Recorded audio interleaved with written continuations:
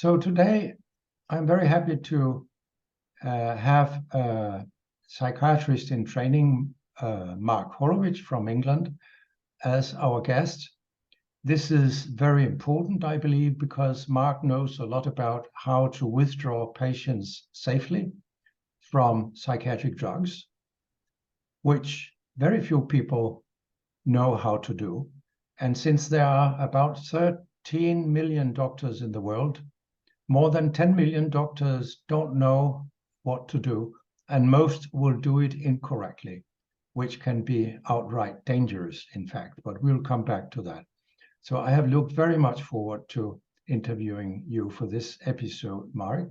And please tell us a little about yourself. Thanks, Peter, for having me on. So I'll give you my professional background.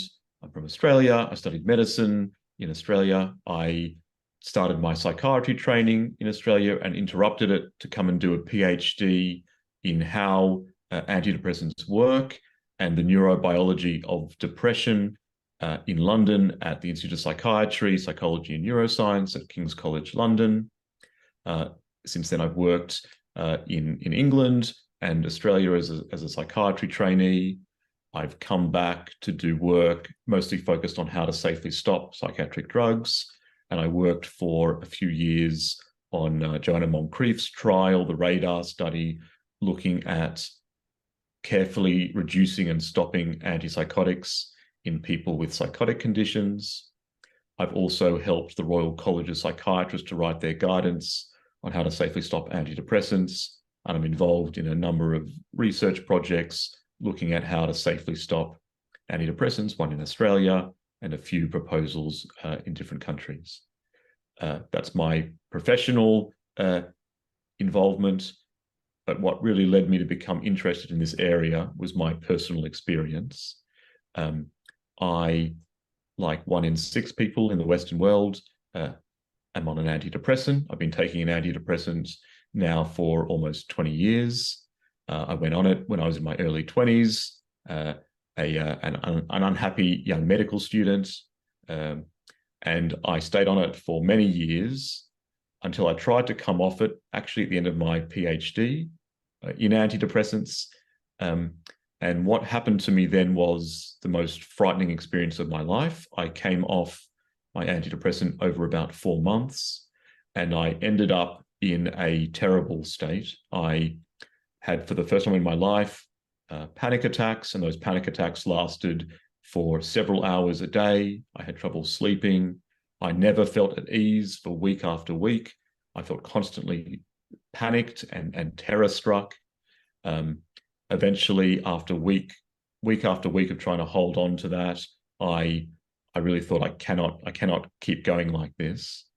That experience was very eye-opening because I had never been taught about withdrawal effects from antidepressants in my medical training or psychiatry training.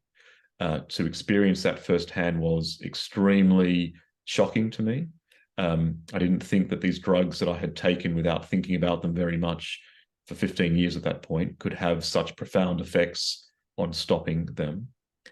The guidelines and the academic papers that I read from the experts in my field, some of whom I worked with at my institute, gave a very different story, said it was easy to come off these drugs.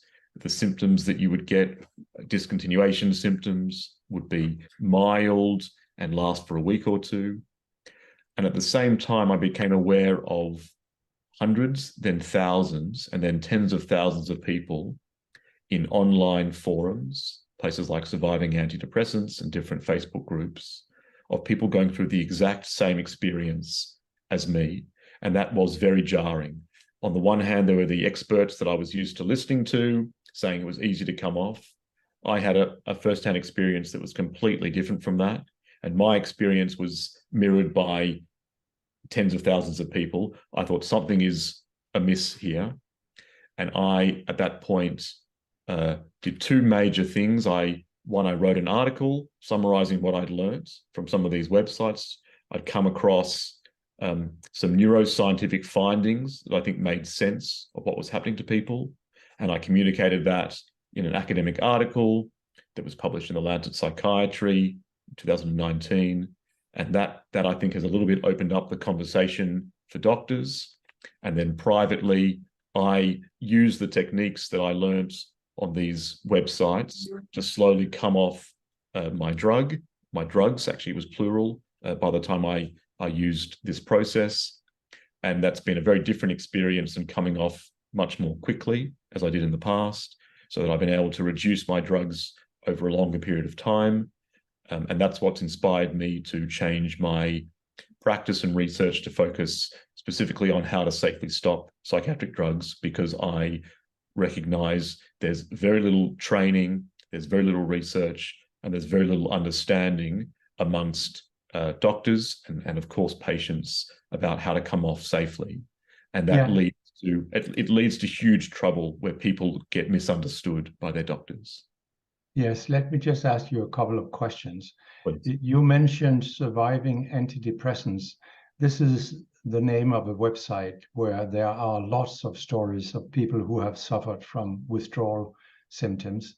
And another thing I wanted to say is, you said it took you 4 months to come off your depression drug, or maybe more than one drug.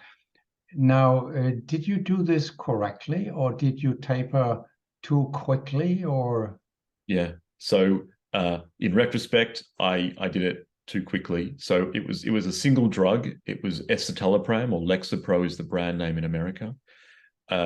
I did what I thought was clever at the time, and I did the following. I read which in retrospect, of course, age first, wisdom second, not so clever. I read the guidelines, put out the official guidelines, which said you can come off over 4 weeks. And that's what the professors in my field said. I actually did check online, because although I'm a geriatric millennial, I'm still a millennial who checks things on Google first. And the people in this group said, come off over months or years. And that to me sounded, mad. Why would it take years to come off a drug? So I thought, look, I'll sort of hedge my bets. I'll do it a bit slower than the guidelines say, but I won't go as far as these, maybe mad people. And I chose 4 months. And I did do it semi-hyperbolically. I sort of halved my drug 4 times.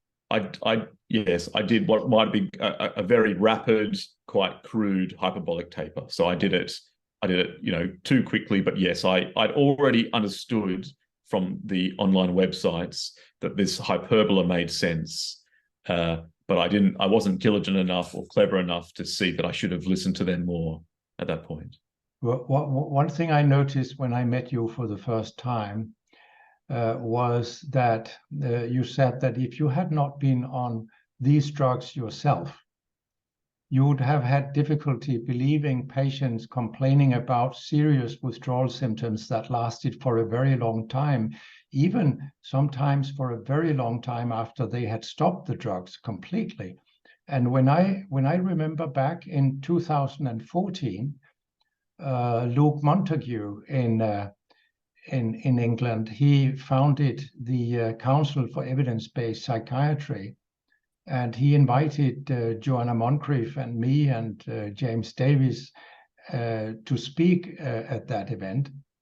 And when Luke first told me about how much he suffered after having stopped a benzodiazepine, a sleeping pill, I had difficulty believing him, just like you. I thought, my goodness, I was never taught anything about that when I studied medicine. So I started thinking, isn't something else wrong with Luke? And it took me a little while before I realized that this man was totally honest with me. This was what he experienced. Yeah, I think it's a really important point, because, the stories that people, that people say that I see in my patients is they go to their doctors, they say, I'm having horrible withdrawal symptoms, I'm getting electric zaps, I'm having funny sensations, I'm having awful panic attacks. And the doctor says, this cannot be coming off your drug. It doesn't make sense. It must be your condition coming back. It must be your anxiety or your depression. I mean, you were put on these drugs for a reason, so maybe it's that, it's gotten worse. or maybe you've developed a new condition, or sometimes I've seen doctors say, you must be making it up, you just want to get some money from insurance, or it must be because of your childhood, it's psychosomatic. Actually, your emotional problems are coming out with these physical symptoms. And patients get incredibly upset, as I would have if I'd been told that, because they're being told it's in your head, it's your fault, or something about you, it's not the drug. And these people are saying, but I know that it's this drug because none of this happened to me before I reduced this drug. It's happening to other people. They end up bring in academic, they print out papers from me, from other people, and they say, look, read it. It's not just me, it's written in black and white. This, Mark, what you say now is incredibly important, that patients tell their doctors that they have symptoms they have never had in their entire life when they started withdrawing from a psychiatric drug. And then, as you and I know, they were very often, and still are, disbelieved by their doctors. And when they say that even after I used a nail file in order to make very tiny doses, far below the lowest dose I can buy at a pharmacy, I still had withdrawal symptoms. And then doctors would say, that's impossible when you get so little of the drug. But this is only because the doctors don't know the clinical pharmacology of drugs sufficiently. And this is where you come in, that you will show us some curves in a little while demonstrating why this is true. But let me say already now, together with some Danish colleagues, I have written some guidance I put up on a website, which we will tell people about below this podcast when we publish it, where we give various tips what you can do. For example, some capsules you can open, and then there are lots of beads in there, and then you can count the beads, and in that way you can come down to very tiny doses. Or sometimes you can dissolve the drugs in water, and then you can use a syringe and put it into your mouth and get very small doses this way. So there are lots of ways. Also, you can order tapering strips from a pharmacy in Holland. Your doctor can do that, where you get smaller and smaller doses that the drug companies just don't sell, but which the pharmacy makes for the whole world. But maybe you will come into that, Mark.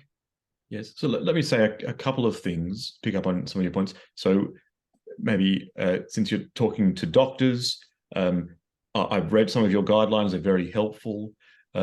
We have developed similar guidance, and we're writing a textbook called the Maudsley Deprescribing Guidelines, which is normally that line of books is for psychiatrists.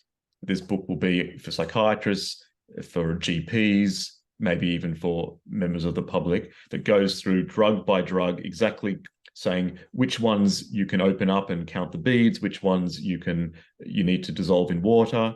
And it gives you reduction schedules that are hyperbolic, that we'll discuss in a bit. And we hope that book will communicate a lot of the ideas you're trying to get across, and I'm trying to get across to doctors, in a way that they can follow. Because of course, we're giving them a huge problem. These are these issues to deal with, and we want to try to offer some solutions. Let me say it's very good that you are soon publishing a book about this, because of course I don't know what the price will be, but considering that patients have usually been on drugs for many years, and that they would get a much better life if they came off them, I mean, it's really worth an investment to buy a book like this. Yeah, I don't set the price. It's the publisher. No. I'm afraid it's going to be not as cheap as a novel. No. It might be 30 or 40 pounds, but it might help a lot of people come off medications. And you're right, a lot of people would benefit from reducing or stopping some or all of their medications. I'll just pick up the point about I wouldn't have believed it if I hadn't been through it, because it's really important, because people are trying to make sense of how did this problem come about, and so how can it be solved? When I went through training, as I said, I didn't get any lectures about how to safely stop drugs. It wasn't, my joke is the first lecture I heard about how to stop a psychiatric drug safely was one that I gave because it wasn't mentioned in the curriculum. Withdrawal symptoms from benzodiazepines were talked about, but from all the other psychiatric drugs, it was never talked about, and mostly still isn't. And I would have been surprised, like I said to you, if I heard that, I thought antidepressants, I was taught about them as being almost as safe as paracetamol. A bit of dizziness, bit of headache, bit of nausea. So coming off them wouldn't seem a big deal because coming off paracetamol is not a very big deal. And so doctors are, surprised to hear, I've got electric zaps, I can't, half of my face feels numb, I'm having panic attacks. They find that very surprising information.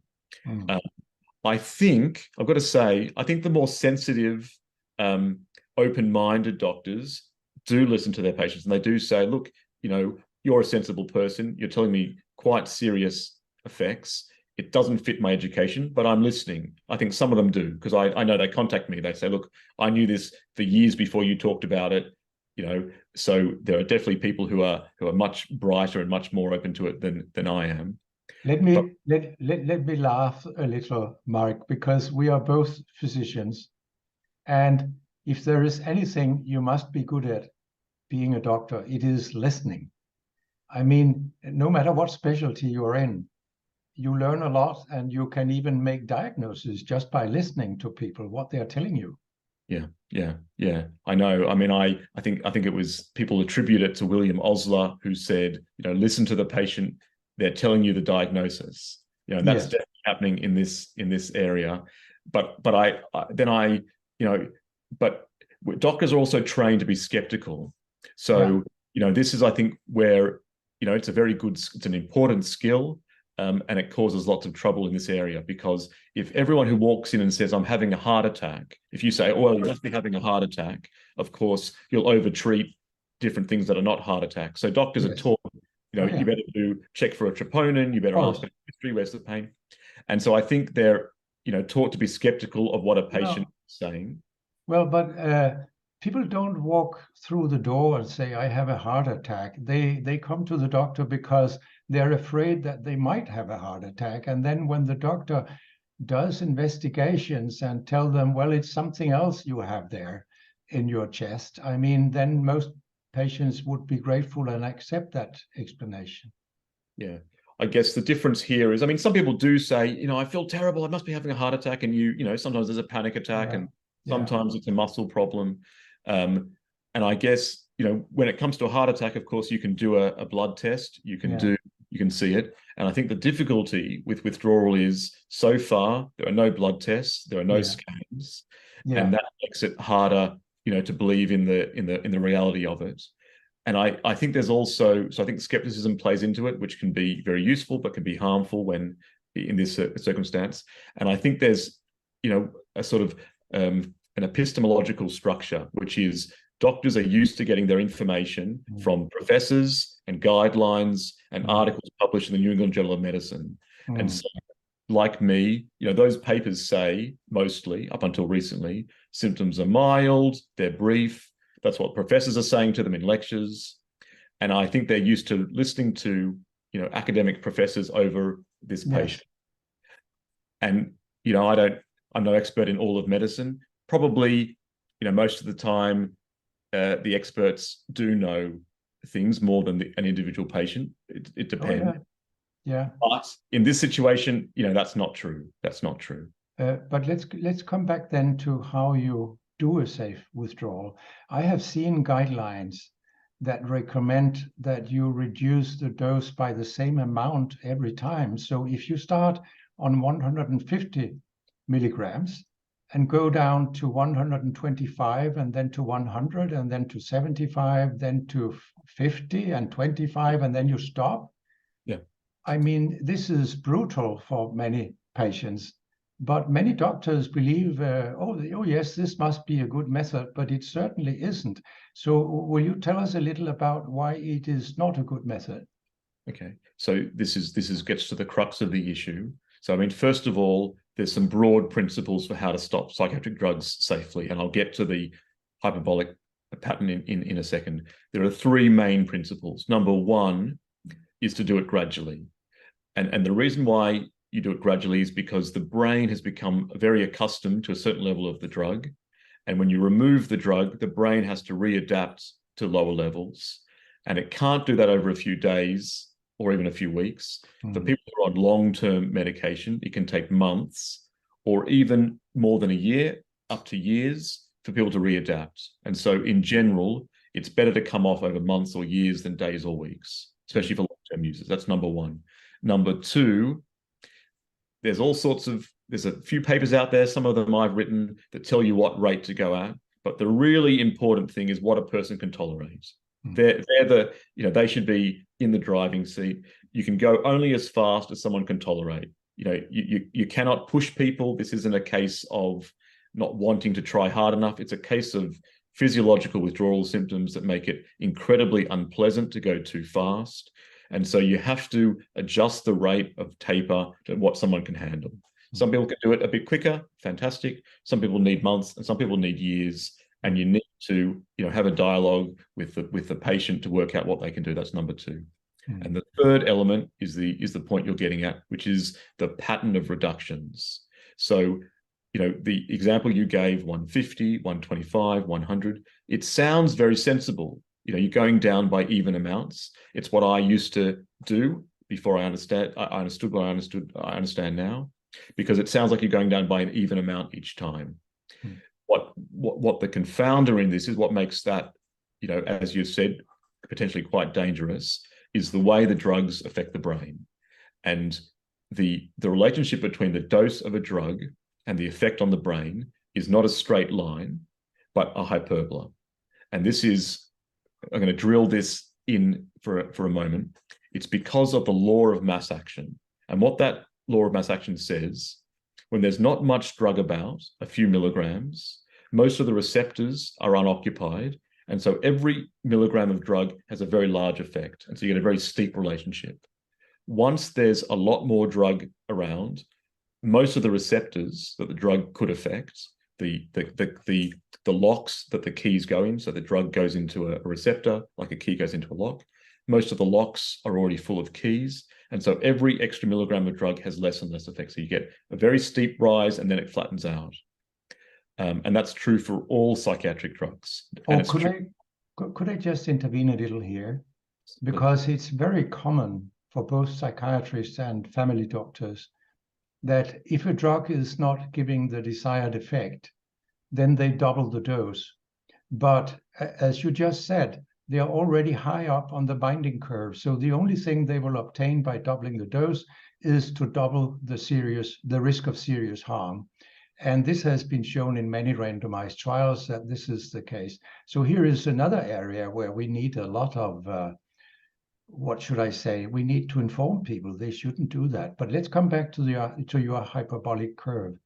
Yes. And so I should say, so this is true for all drugs, this hyperbolic relationship that I'm drawing with my finger. And it tells you a lot about what happens when you reduce the drug. If you reduce in the way that you're suggesting, going by what I would call linear tapering, that means the same amount of dose every time.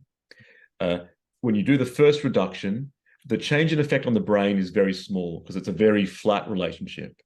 As you go down further and further, the change in effect on the brain becomes bigger and bigger. So going from 150 to 125 probably produces a very small change in effect on the brain. But going down from 50 milligrams to 25 milligrams often can cause 5 or 10 times as big an effect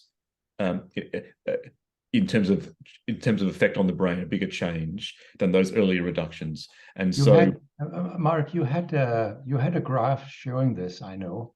Is that the one you're talking about now? It is. So I'm talking about this graph that I often show in slides. Oh yes, we will show it. Okay, great. And so at the bottom, small changes in dose can make for large changes in effect on the brain.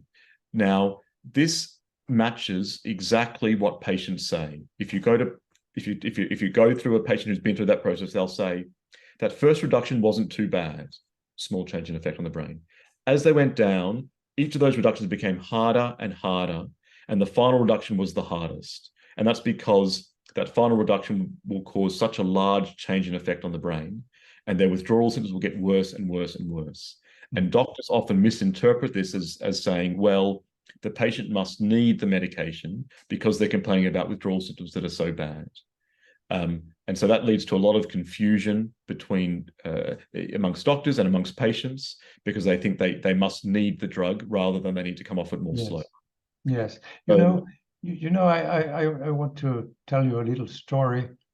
I think it was 13 years ago, I was invited to give a talk at an annual meeting for Danish psychiatrists. There were more than 100 psychiatrists.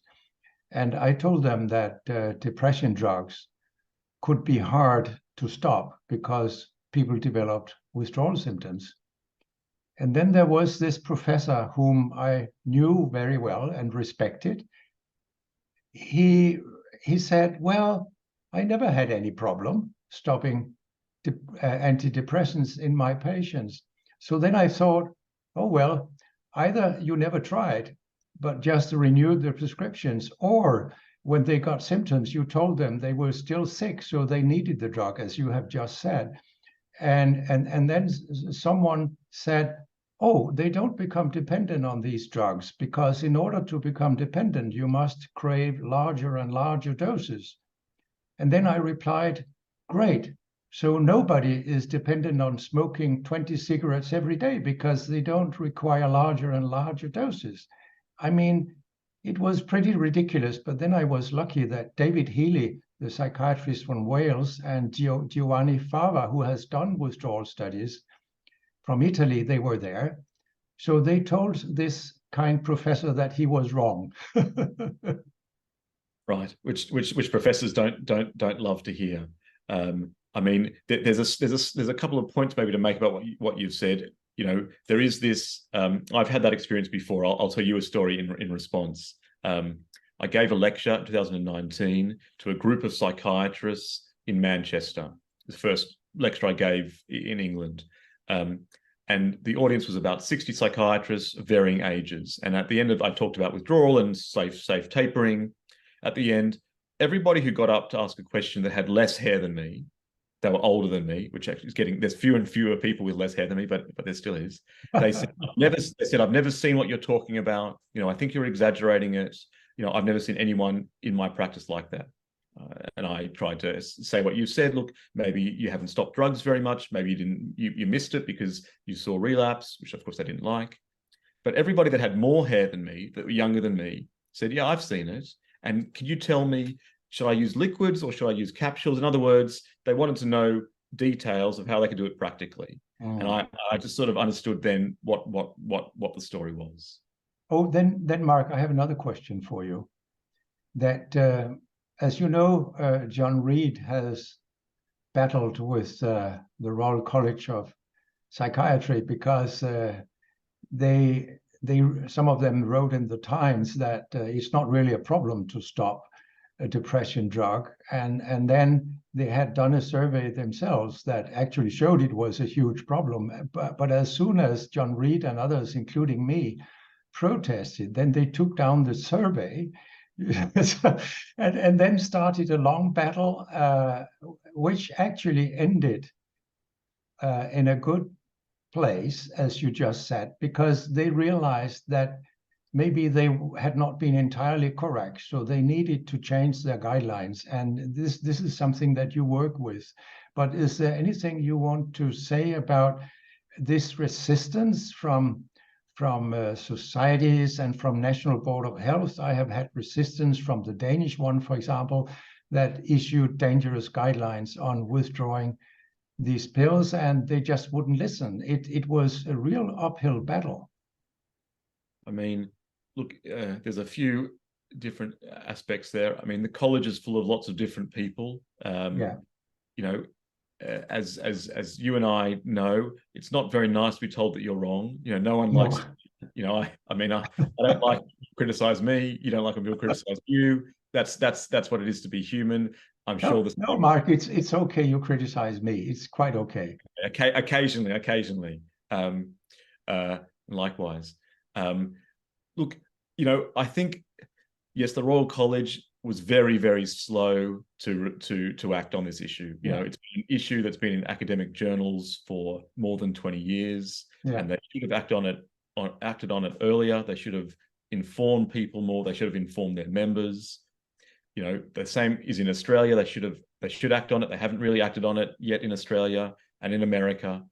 You know, and I think everyone's reluctant to say they've made an error because, you know, psychiatry has been caught out before.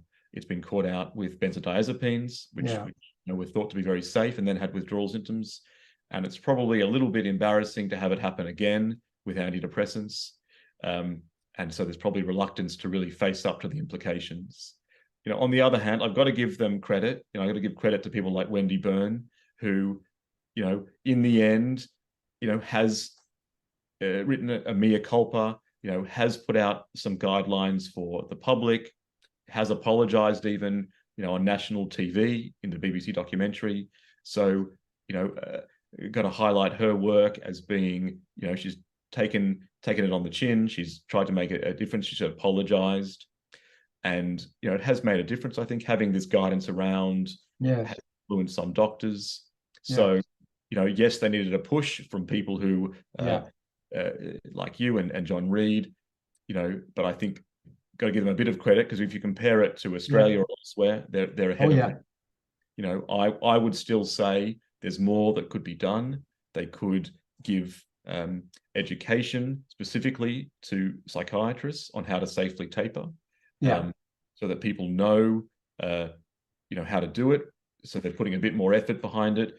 You know, I think there should be more they can do. But I have to say that I've been involved in rewriting and improving, I hope, that guidance on how to stop antidepressants. They're talking about writing it for other drugs. So, you know, they should be patted on the back when they do the right thing. And so, you know, I'm a bit proud of them to do that, you know, whilst, you know, thinking they could have done it a few years earlier, of course. Well, but as you say, I also know about Australia. I have lectured there several times.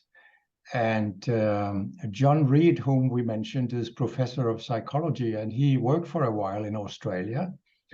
And John Reed just published a new patient survey where he showed that only 3% of the patients said that they had ever been told that there could be withdrawal problems when they stopped their antidepressants. But still, the UK, I think, is ahead of the rest of the world right now because of people like you and Luke Montague and his Council for Evidence-Based Psychiatry, and also the international, what is it called? The International Institute for Psychiatric Drug Withdrawal that some of us helped establish in 2016 in Göteborg in Sweden. It's now located in the UK. So a lot of good things are happening in the UK right now. Yeah, I agree. I agree that England, the UK is far ahead of Australia, for example, where of course I'm from. You know, there's mostly been, look, I see it a bit like a response to climate change. And, you know, and we don't dare talk about America, do we? Because they are far behind. Yeah, I mean, America is really, I agree. America is really a case of sort of people putting their fingers in their ears. You might know that I get so many emails from Americans asking me to help them come off their antidepressants. I've actually worked with a few people who run medical clinics to set up a clinic called Outro Health, which will begin next year in America, specifically to solve this problem, to help people come off antidepressants using a hyperbolic approach, because actually my inbox is overflowing. You know, it became ridiculous. I think one of America's big problems is that psychiatry is really corrupt in America. But Whittaker has written articles about this, and it's very bad over there. And that's just a sad fact. But about people in America wanting help, let me just mention, I have this little list of people from all over the world who are willing to help people come off their psychiatric drugs, and we will provide a link for that. And there are also people, for example, in Denmark, in my country, who will help people all over the world. They can do that via Zoom, for example, like we are doing now, talking via Zoom. So So more and more people join the ranks, so to speak. They want to do something here. That's very nice. Yeah, I think that's actually a very important movement. There are more and more people that understand what I'm talking about. Some of them understand it better than me, helping people to come off their psychiatric drugs. And I think this might even start to challenge, the existing system, because more and more people are understanding that they're not on their drugs because they have a return of their condition when they stop, but because of withdrawal symptoms. And as people understand that, some of them are going to want to come off their medications, and they're looking outside the medical system for help. So yeah. I think psychiatrists should pay attention so that they don't get out-competed, if you know what I mean, in the market. It's a very important skill to learn. They can give a lot of benefits to their patients by doing it. If they don't kind of move with the times, they may find that tapering coaches around the world are taking away what they could be doing. So I encourage doctors to really pay attention to this area and learn about it. And then you also have 2 steps forward and 1 step backwards, because you had this unit in Bristol that provided a help service for people who wanted to come off their drugs, and the funding has now been withdrawn from that unit.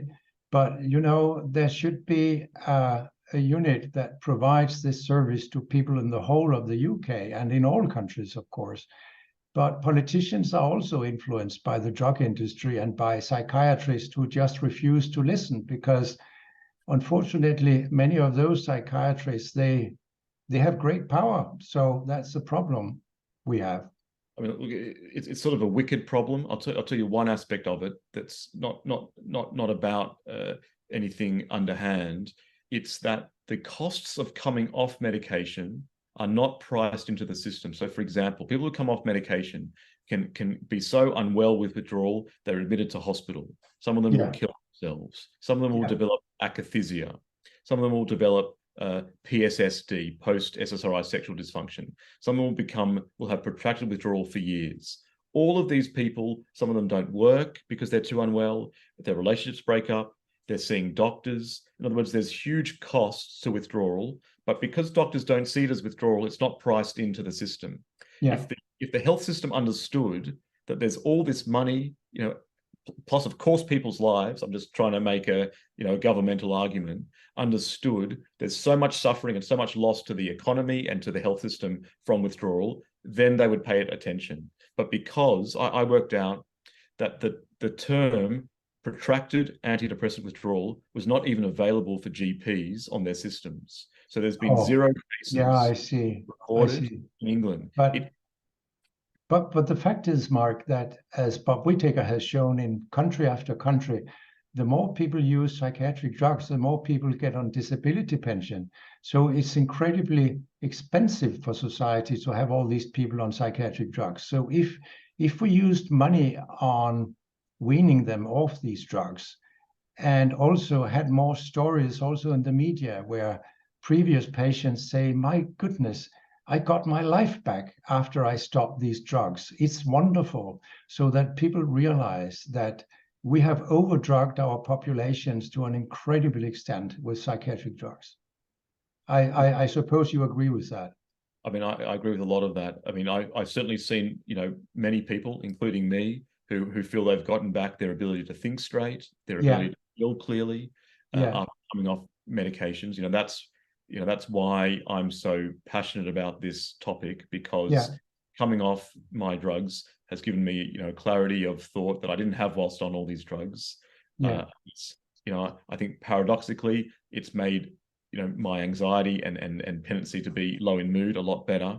So I definitely think there's something funny going on, because, as you say, if these drugs were highly effective, then disability for mental health would be going down. The fact that it's going up as they're prescribed more, begs a question of the system. What are these drugs doing? That's when you give more insulin, you don't get more amputations, you get less amputations. So there's a very serious question at the center of this about what drugs are doing. Absolutely. It's strange that people have such a hard time of seeing these clear facts that are lying just in front of them. But unfortunately, that's how the world is. Mark, is there something you want to say before we finished, or do you think we have covered the subject? I'll say one more thing, just to finish off my little talk about hyperbolic tapering, because I talked about what was wrong with linear tapering, but maybe I'll say clearly why a hyperbolic taper then makes sense. Maybe it's already obvious, but I'll dot the I's. So I was talking about reducing linearly causes bigger and bigger reductions. And so what makes sense, the best way to come off these drugs is to follow the hyperbola, and not to decrease by even amounts of dose, but to decrease by even amounts of effect on the brain. And to do that, you follow the hyperbola. You need to make smaller and smaller size reductions because the curve gets steeper and steeper. I think of it like you're walking down a very shallow path that turns a bit steeper, and then suddenly you're coming down a cliff. So you can walk quickly to start with, then you have to go very slowly. And so in order to do that, you need to make smaller and smaller reductions that go down to very small final doses. So